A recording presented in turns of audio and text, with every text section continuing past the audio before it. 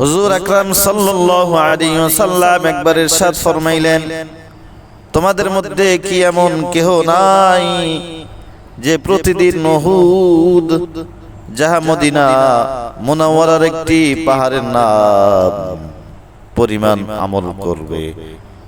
তোমাদের মধ্যে কি এমন কেহ নাই যে প্রতিদিন উহুদ পাহাড় পরিমাণ আমল করবে? সাহাবায়ে কেরাম রাদিয়াল্লাহু তাআলা আনহুম আরজ করিলেন, ইয়া রাসূলুল্লাহ, কে ইহার ক্ষমতা রাখে এত বড় পাহাড় পরিমাণ আমল করিবে? এত বড় পাহাড় পরিমাণ আমল করিবে? হুজুর সাল্লাল্লাহু আলাইহি ওয়াসাল্লাম ইরশাদ ফরমাইলেন, প্রত্যেক ব্যক্তি ক্ষমতা রাখে, প্রত্যেক ব্যক্তি ক্ষমতা রাখে। সাহাবীগণ আরজ করিলেন, ইহা কিভাবে হইতে পারে? ইরশাদ ফরমাইলেন, সুবহানাল্লাহ, এর সব উহুদ হইতেও বেশি। লা ইলাহা ইল্লাল্লাহ,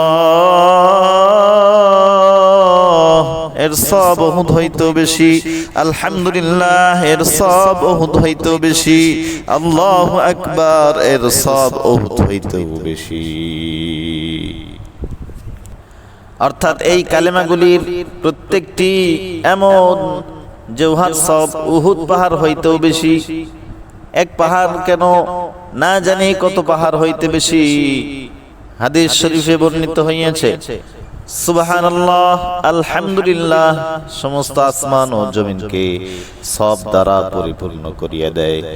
এক হাদিসে আসিয়াছে, সুবহানাল্লাহ এর সব পাল্লার অর্ধেক, আর আলহামদুলিল্লাহ পাল্লাকে পরিপূর্ণ করিয়া দেয়। আর আল্লাহু আকবার আসমান ও জমিনের মধ্যবর্তী স্থানকে নেকি দ্বারা পরিপূর্ণ করিয়া দেয়।